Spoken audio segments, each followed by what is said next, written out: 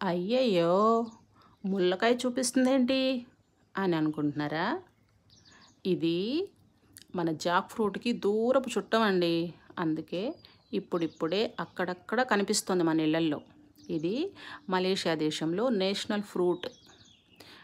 కానీ ఇది 90% మంది చెప్పడం ఏంటంటే, ఇది బాగోదని, స్మెల్ ముక్కులు మూసుకోవాలని, ఒకవేళ తిన్న యాక్ అని అంటుంటారు. కానీ నాలా జాక్ ఫ్రూట్ ఇష్టపడే వాళ్ళకి ఇది బాగా నచ్చుతుందండి. నమ్మండి. దాని తొనలు క్రీమీగా ఎంత బాగుంటాయో చూడండి. స్మెల్ కానీ, టేస్ట్ కానీ నాకైతే బాగా నచ్చుతుందండి.